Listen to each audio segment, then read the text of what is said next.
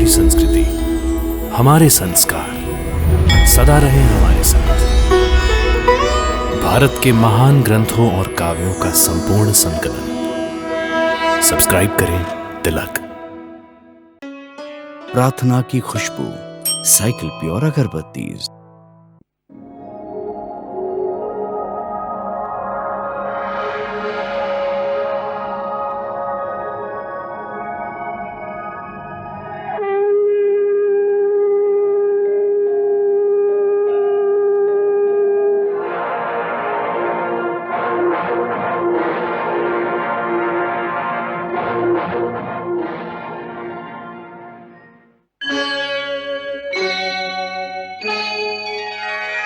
कृष्णा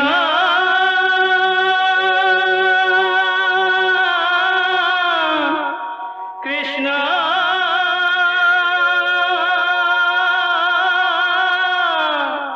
हरे कृष्णा हरे हरे।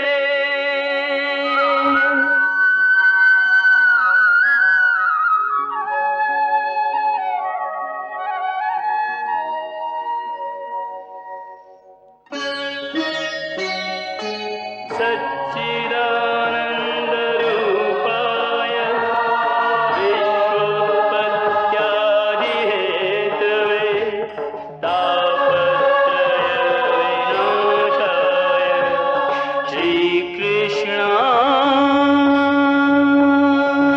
वयं नमः।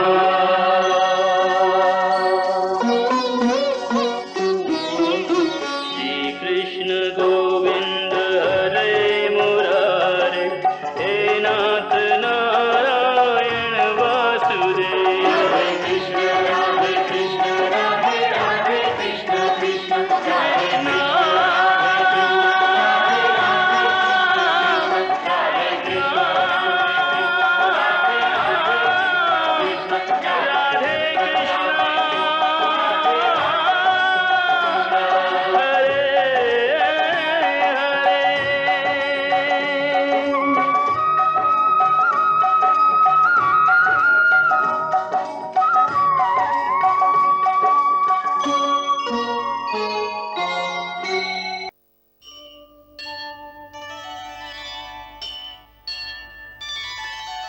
या कुंदेन्दु तुषार हार धवला, या शुभ्रवस्त्रावृता, या वीणावरदण्ड मण्डितकरा, या श्वेतपद्मासना, या ब्रह्माद्वित शंकर प्रभृतिभिः देवैः सदा वन्दिता, सा मां पातु सरस्वती भगवती निःशेषजाड्यापहा, निःशेषजाड्यापहा।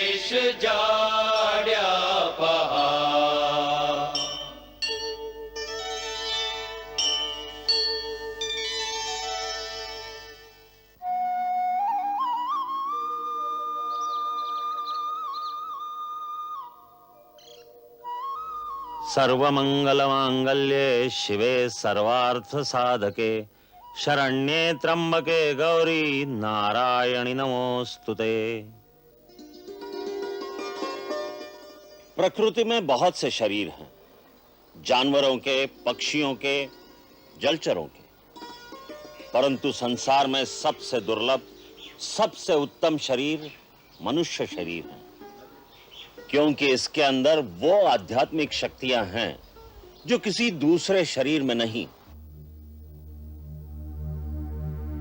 आध्यात्मिक और मानसिक शक्ति का यह भंडार हर मनुष्य शरीर में होता है, भले ही वो शरीर ऊंची जाति का हो या नीच जात का हो, किसी रंग या किसी नस्ल का हो, प्रकृति उसमें भेदभाव नहीं करती। इसीलिए हर मानव शरीर को मुक्ति का द्वार कहा जाता है। हर मानव शरीर में इस शक्ति के 7 केंद्र होते हैं जो योगाभ्यास द्वारा जागृत किए जा सकते हैं। मैं तुम्हें अपने शरीर में ये 7 चक्र दिखाता हूं।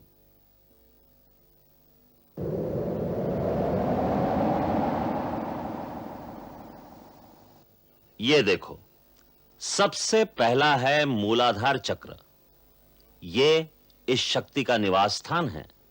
यहां जिस रूप में यह शक्ति निवास करती है उसे कुंडलिनी भी कहते हैं। गुरु की कृपा और सहायता से इस शक्ति को यहां से जगाकर दूसरे केंद्र तक पहुंचाया जाता है जिसे स्वाधिष्ठान चक्र कहते हैं। फिर स्वाधिष्ठान चक्र को भेद कर जब यह शक्ति आगे बढ़ती है तो तीसरे केंद्र पर पहुंचती है जिसे मणिपुर चक्र कहते हैं। फिर मणिपुर चक्र का भेदन करके इस शक्ति को आगे बढ़ाकर चौथे केंद्र पर पहुंचना होता है। इसे अनाहत चक्र कहते हैं। यहां से विशुद्ध चक्र और फिर यह शक्ति अज्न चक्र को जागृत करती है। अज्न चक्र श्वेत वर्ण और भ्रुकुटी के मध्य में 2 पंखुड़ियों के बीच स्थित होता है। उसका बीज मंत्र है ओम ओम। यह आवश्यक है कि गुरु की आज्ञा और सहायता के बिना यह अभ्यास न किया जाए। जब यह शक्ति जागृत होती है तो सब केंद्रों में ऊर्जा और तेज का एक ऐसा वेग होता है जैसे गंगा का प्रवाह हो। उसका तेज कई सूर्यों की तरह प्रकाशमान होता है। कुंडलिनी जब आगे बढ़ती है तो साधक को चेतना की अलग-अलग परतों का अनुभव होता है। यहां तक कि जब वो छठे चक्र का भेदन करके सहस्रार तक पहुंचती है तो योगी पूर्ण समाधि में लीन हो जाता है। जहां रोशनी ही रोशनी है, प्रकाश ही प्रकाश है, वहां पहुंचकर एक अलौकिक आनंद की अनुभूति होती है जहां मानव की चेतना आदि और अंत की सीमाओं को पार कर जाती है। वो परम चेतना की परिसीमा है जहां तीनों काल और समस्त लोक उसके सामने प्रकाशित हो जाते हैं। गुरु वशिष्ठ इस दिव्य रहस्य को जानते थे कि श्री राम स्वयं भगवान विष्णु के अवतार हैं, जो विश्व के आधार हैं और जो स्वयं ब्रह्म ज्ञान और वेदों के उद्गम स्थान हैं। फिर भी वह लोक रीति निभाने के लिए उन्हीं विद्या निधि को विद्या सिखाते रहे और भगवान राम मानव मर्यादा स्थापित करने के लिए बड़े आदर से गुरु चरणों में बैठकर शिक्षा ग्रहण करते रहे। अंततः जब राजकुमारों की शिक्षा पूर्ण हो गई तो गुरु ने उन्हें अंतिम उपदेश दिया। आज तुम्हारा गुरुकुल में रहने का अंतिम दिन है। मुझे जो विद्या तुम्हें देनी थी वो पूर्ण हो गई। आज दीक्षांत समारोह के समय मैं तुम्हें अंतिम उपदेश देता हूं। सा विद्याया विमुच्यते। सच्ची विद्या वही है जो मुक्त कर दे। इसलिए आज से मैं तुम्हें अपने समस्त आदेशों से मुक्त करता हूं। अब जीवन पथ पर बढ़ने का मंत्र होगा आत्मदीपो भव, अर्थात मेरे आदेशों का अंधविश्वास करके पालन करना आवश्यक नहीं। अपनी विद्या, अपने विवेक के सहारे अपना धर्म, अपना कर्तव्य स्वयं निश्चित करो। शास्त्रों के अनुसार मनुष्य को जीवन में 3 ऋण चुकाने होते हैं: देव ऋण, पितृ ऋण और आचार्य ऋण। देव ऋण भक्ति और पूजा से चुकाया जाता है। सब प्राणियों में भगवान का रूप देखोगे तो सारे प्राणी तुम्हारे लिए पूजनीय हो जाएंगे। यही भगवान की सच्ची पूजा है। इससे देव ऋण चुकाया जाता है। अपना सुख त्याग कर माता पिता की सेवा में समर्पित होने से ही पितृ ऋण चुकाया जाता है। अब रही मेरी गुरुदक्षिणा। तुम अपने आचरण से और कर्म से इस संसार में सुख, सुंदरता और प्रसन्नता फैलाओ। मानव धर्म के आदर्श स्थापित करो। दिलों से बैर निकालकर उनमें प्यार के बीज बो दो। यही वचन तुमसे लेकर मैं तुम्हें आचार्य ऋण से मुक्त करता हूं। मेरा आशीर्वाद सदा तुम्हारे साथ है। मुझे जब भी याद करोगे अपने पास पाओगे।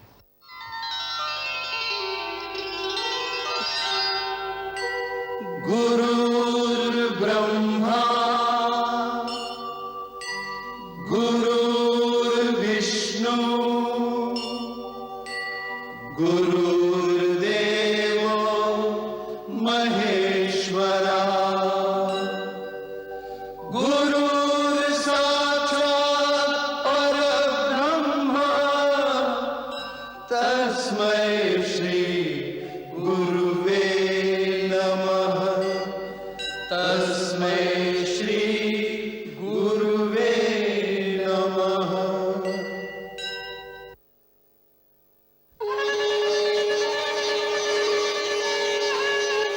राजकुमार रामचंद्र की जय, भरत लाल की जय, लक्ष्मण लाल की जय, राजकुमार रामचंद्र की जय, भरत लाल की जय।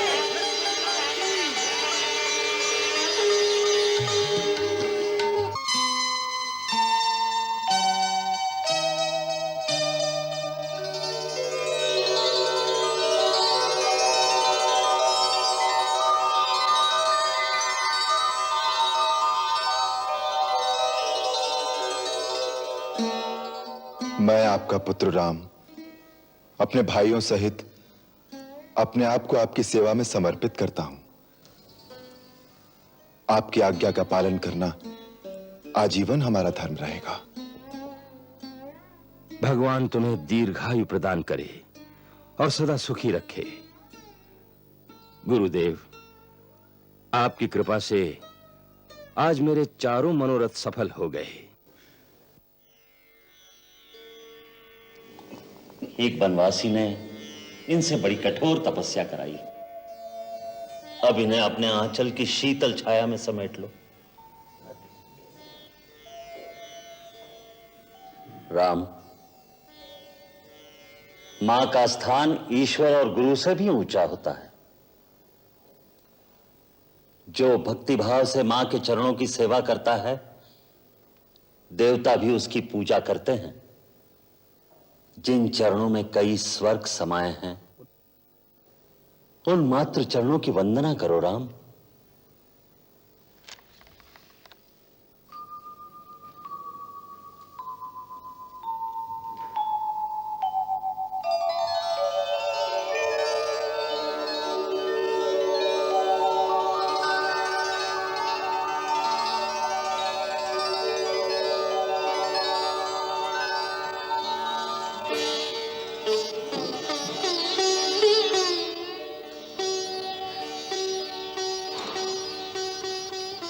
राम, मेरा राम, तू इतना बड़ा हो गया।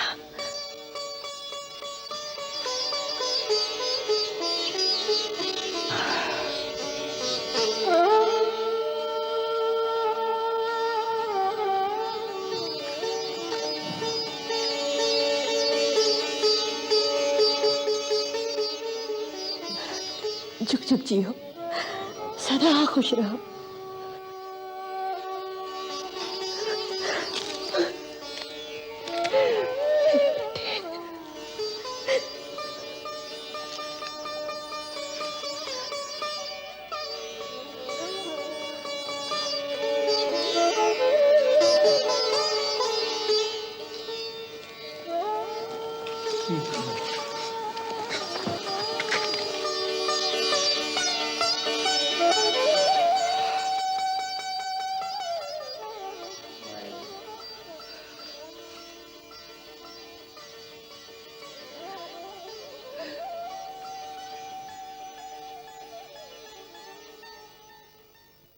श्री राम जब माताओं से मिले तो उन्होंने अपनी माता से पहले कैकेयी और सुमित्रा की चरण वंदना करके संस्कृति और मर्यादा के आदर्श स्थापित किए।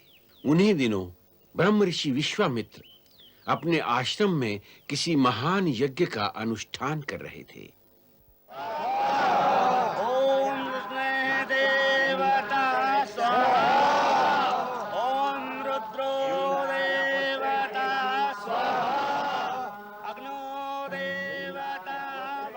वहां सुबाहु और मारीच नाम के दो राक्षस उनके यज्ञ कार्य में विघ्न डालने के लिए यज्ञ कुंड में हड्डियां और रक्त डालकर यज्ञ अग्नि को बुझा देते थे।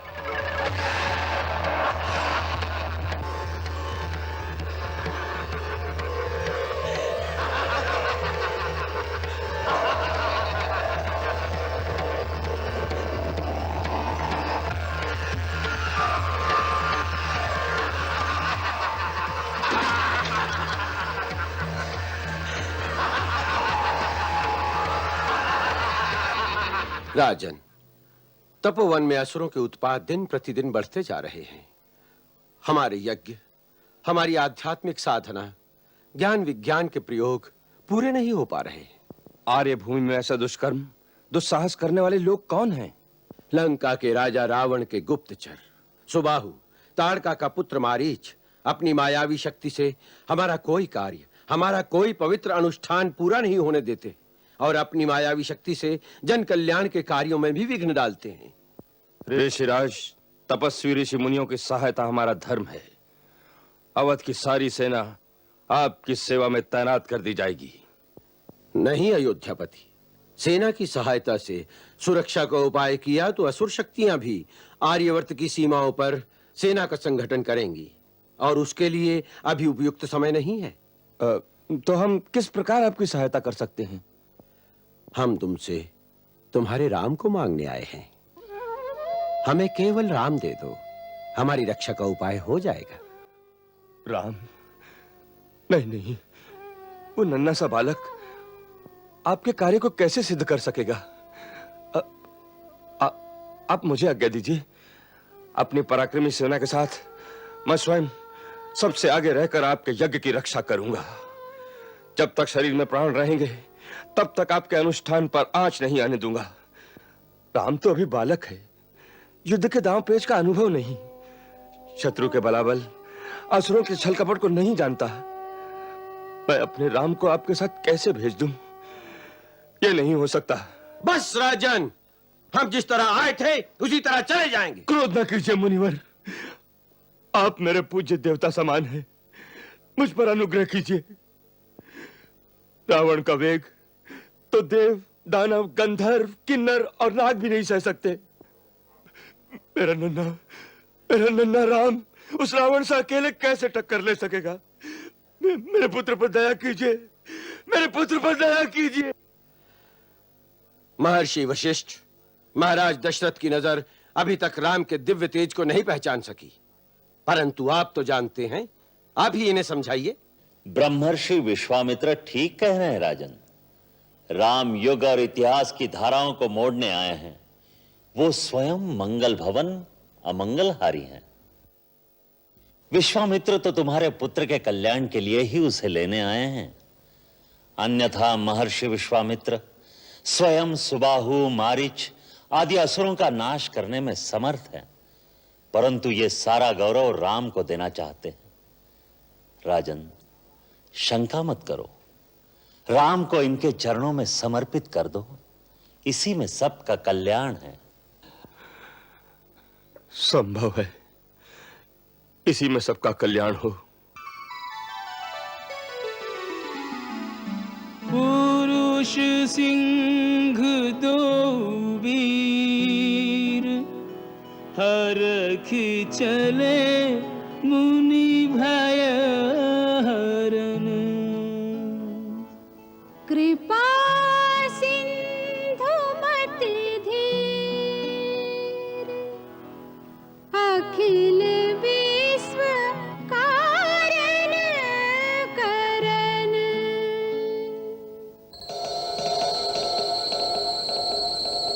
श्री राम और लक्ष्मण को साथ लेकर विश्वामित्र उस वन से गुजरे जहां ताड़का नाम की एक महाराक्षसी रहती थी।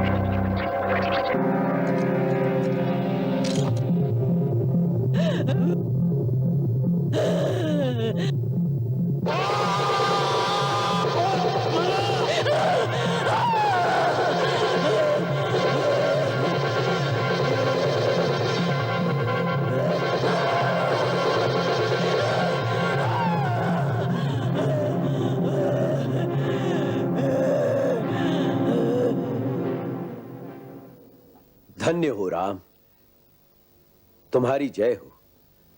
तीनों लोक में तुम्हारे सिवा कोई भी ताड़का को नहीं मार सकता था।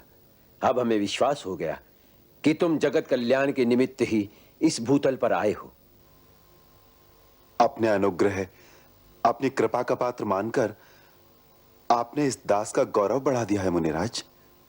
हम जानते हैं राम, वशिष्ठ मुनि ने पूर्ण शस्त्र विद्या देकर तुम्हें रण कौशल में पारंगत किया है।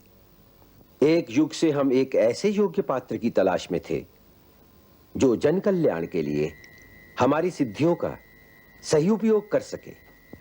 हमें दिखाई दे रहा है कि भविष्य में आतताई शक्तियों से आर्यवर्त की रक्षा करने का भार तुम्हें उठाना होगा। इसलिए तुम्हारे ऊपर प्रसन्न होकर आज हम तुम्हें वो दिव्य अस्त्र प्रदान करेंगे जो तीनों लोक में हमारे सिवा किसी के पास नहीं। राम, क्षत्रियों के लिए शस्त्र धारण करना आवश्यक है, परंतु शस्त्र धारण करने के भी कुछ नियम होते हैं। देश, समाज और किसी निर्बल प्राणी की रक्षा के लिए शस्त्र उठाना वीर पुरुषों का कर्तव्य है, धर्म है। किंतु अपने अहंकार या अपने बल का प्रदर्शन करने के लिए किसी पर वार करना, किसी पर हमला करना वीर पुरुषों का धर्म नहीं। मैं जो विद्या तुम्हें प्रदान कर रहा हूं, उसकी गुरु दक्षिणा यही होगी कि किसी निर्दोष पर उसका उपयोग नहीं करोगे, परंतु जहां पाप, अत्याचार और अन्याय देखोगे, वहां पापी और दुराचारी का संहार करने के लिए शस्त्र अवश्य उठाओगे। राम, इसकी प्रतिज्ञा करो और मेरी शक्ति का आत्मसात करो।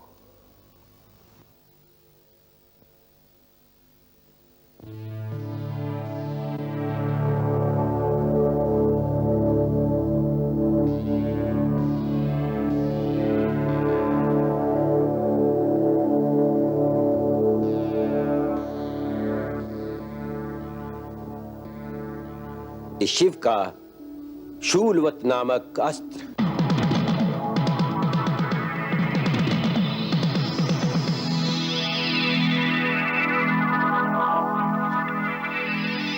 ब्रह्मास्त्र,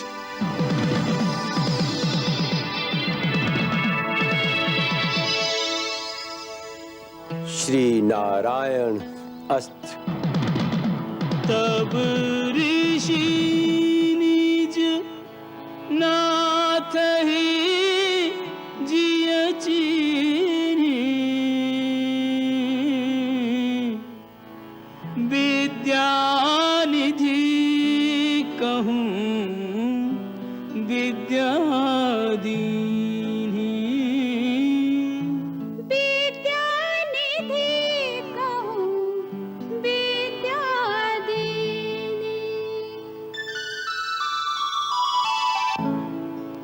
आयुध सर्व समर्पिके प्रभु निज आश्रम आने, कंद मूल फल भोजन दीन भगत हित जान। दुष्टा ताड़का का नाश करके आपने हमारे मन को यह विश्वास दिला दिया कि अब हमारे यज्ञ अनुष्ठान निर्विघ्न पूर्ण हो सकेंगे। आपका आशीर्वाद रहा तो ऐसा ही होगा और आपका यह आश्रम सदा के लिए निष्कंटक हो जाएगा। तुम्हारी जय होगी राम।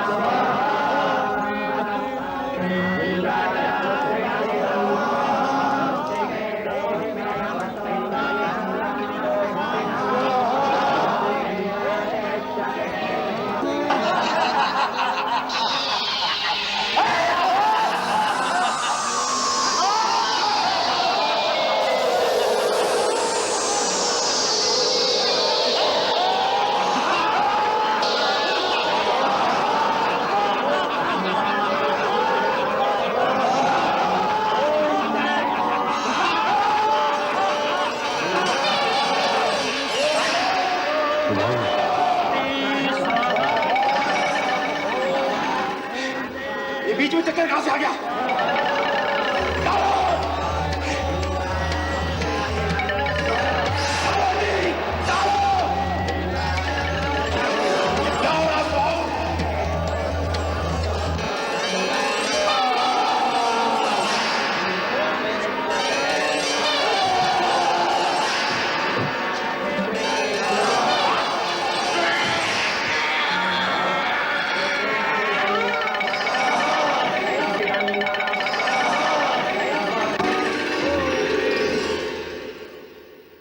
विश्वामित्र आश्रम के समस्त ऋषि श्री राम के पराक्रम से अति प्रसन्न हुए। उसी समय विश्वामित्र के लिए महाराज जनक का न्योता आया। जनक ने अपनी पुत्री सीता के स्वयंवर में विश्वामित्र को आने का निमंत्रण भेजा था। विश्वामित्र ने श्री राम को भी साथ चलने के लिए कहा। तात, महाराज जनक के यहाँ से न्योता आया है। वो अपनी पुत्री सीता का स्वयंवर रचा रहे हैं, जिसमें उन्होंने हमें भी आमंत्रित किया है। सीता को देवी कन्या मानकर महाराज जनक ने यह निश्चय किया है कि सीता का विवाह किसी साधारण मानव से नहीं हो सकता, और उन्होंने शर्त रख दी कि जो शूरवीर उस महान शिव धनुष को झुकाकर उस पर प्रतंचा चढ़ा देगा, उसी के साथ सीता का विवाह होगा। उसी चमत्कार को देखने के लिए तुम हमारे साथ मिथिला चलो, यही हमारी इच्छा है। अहो भाग्य। तो कल प्रातः ही प्रस्थान करेंगे। जो आज्ञा गुरुदेव।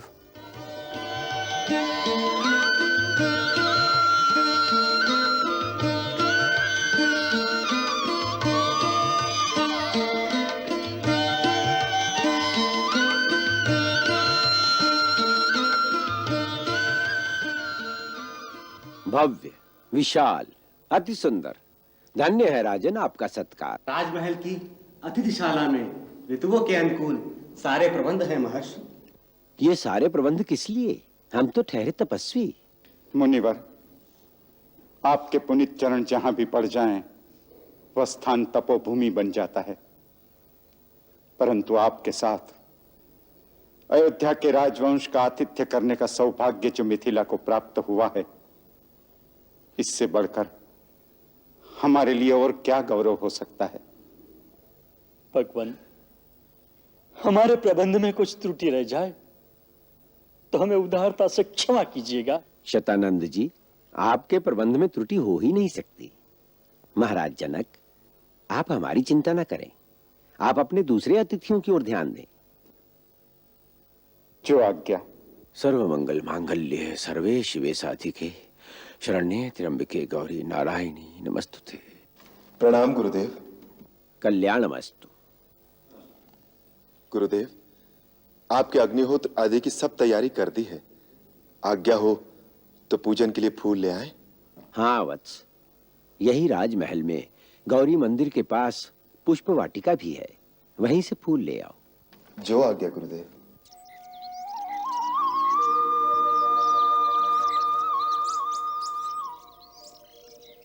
दूसरे दिन प्रातः श्री राम जब राजवाटिका में पूजा के लिए फूल लेने गए, तो सीता भी अपनी सखियों समेत गौरी मंदिर में आई।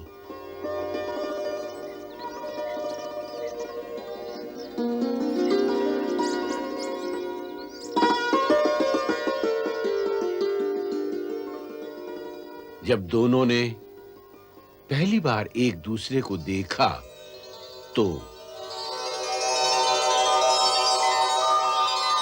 सुमिर सिय नारद बचन उपजी प्रीति पुनीत चकित बिलोकति सकल दिशि जनु शिशु मृगी सभीत।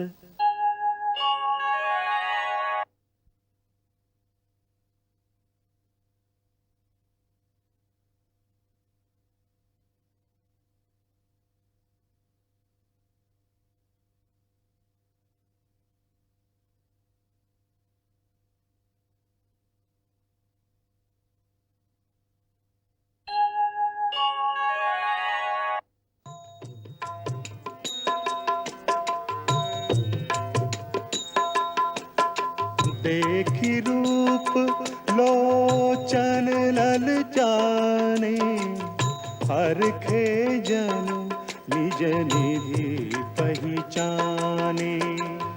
हरखे जनु निज निधि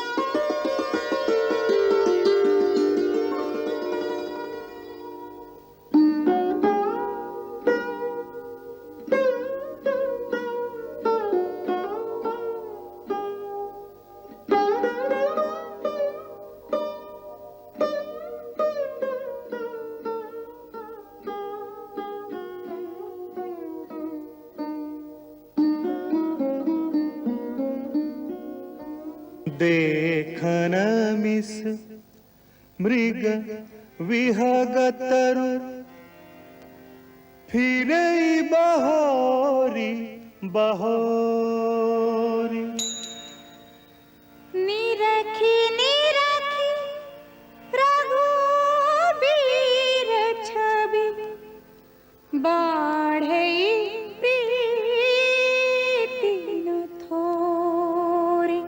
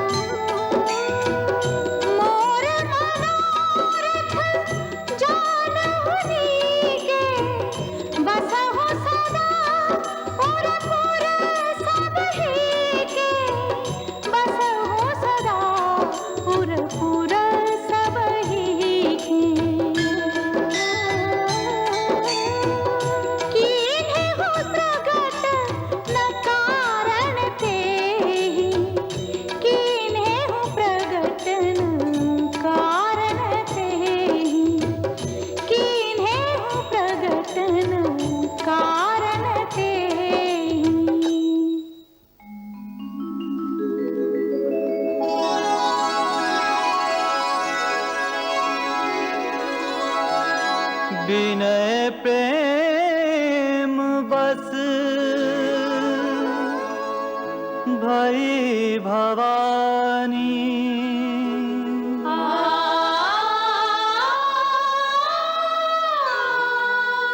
खसी माल मूरति मुस्कानी।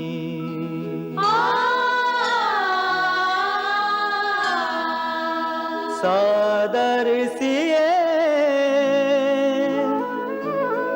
प्रसाद सिर धरऊ,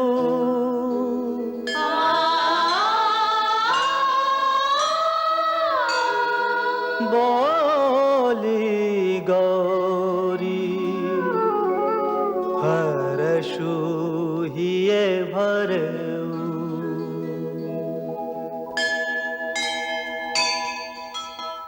दूसरे दिन स्वयंवर का आयोजन किया गया। जनक राज का कठिन प्रण सुनो सुनो सबको, जो तोड़े शिव धनुष को सो सीतापति हो। वो तोड़े शिव धनुष कठोर, सबकी दृष्टि राम की ओर। उठहु राम भंजहु भव चापा, मेटहु तात जनक परितापा। सुनि गुरु वचन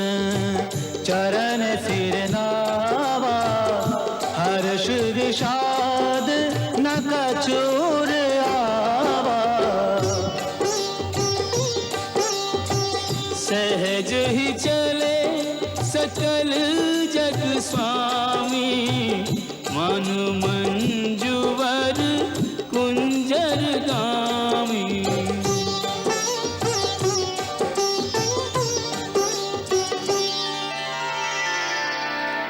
तब राम ही बिलो की बेदेही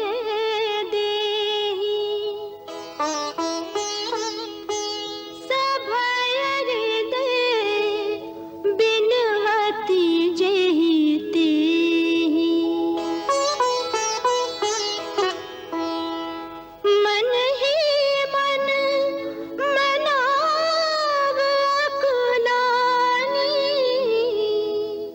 हो प्रसन्न महेश भवानी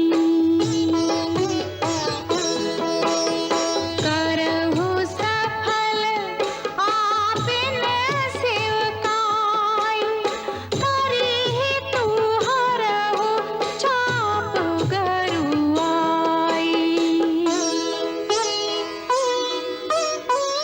गणनायक वरदायक देवा गणनायक वरदायक देवा आज लगे कीन्हऊ तू सेवा। बार बार बिनती सुने मोरी करहु चाप गुरु ताती थोरी। तै भगवान सकल उर्वासी करहु मोहि रघुबर के दासी करहु मोहि रघुबर के दासी। अस जिए जानी जान की देखी प्रभु पुल के लखी प्रीति बिसेखी। गुरु ही प्रणाम मन ही मन कीन्हा अति लाघव उठाए धनु लीन्हा।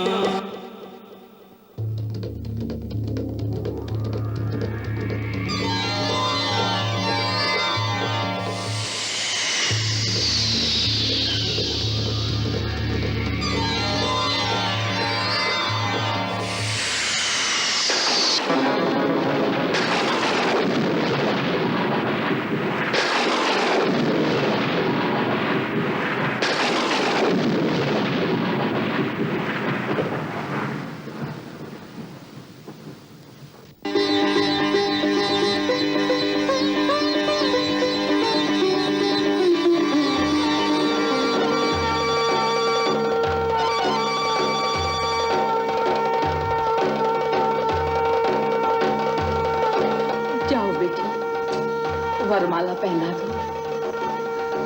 जाओ बेटी जाओ।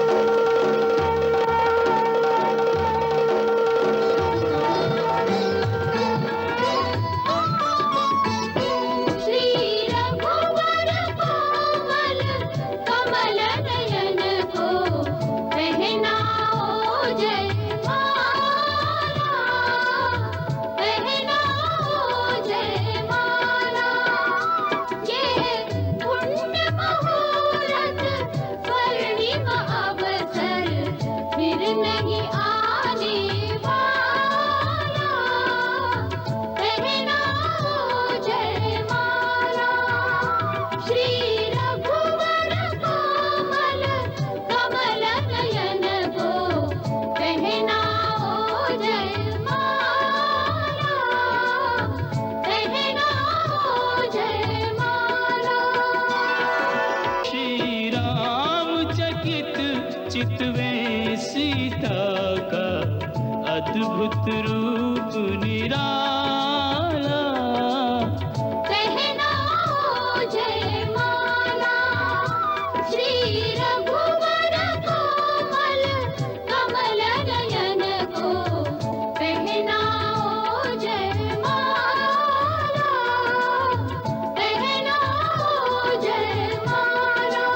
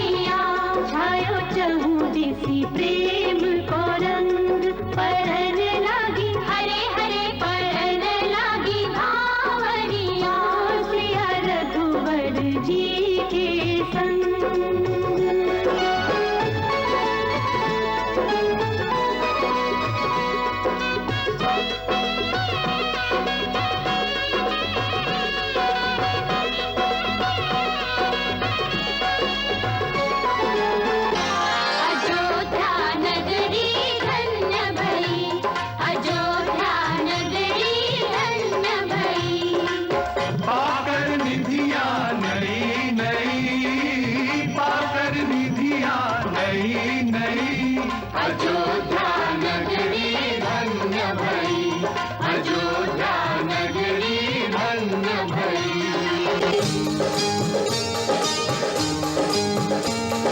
चौक पुराओ जी चौक पुराओ, दिवला जराओ जी दिवला जराओ, फुलवाला रे फुलवाला, स्वर्ग से सुंदर अयोध्या सजाओ, स्वर्ग से सुंदर अयोध्या सजाओ। माता कैकेयी ने कहा था, प्रथम दर्शन की स्मृति को सजीव बनाए रखने के लिए कुछ भेंट अवश्य देना।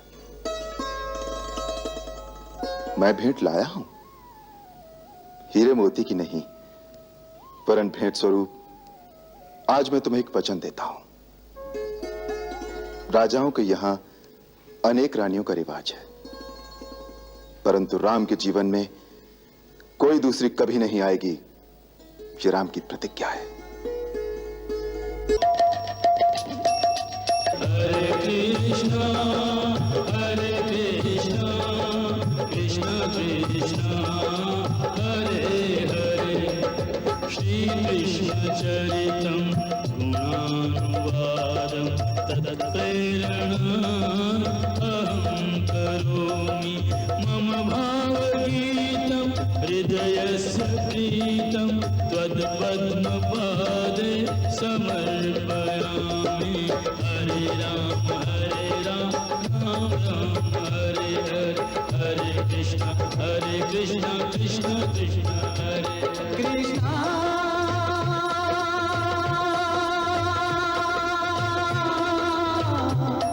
कृष्णा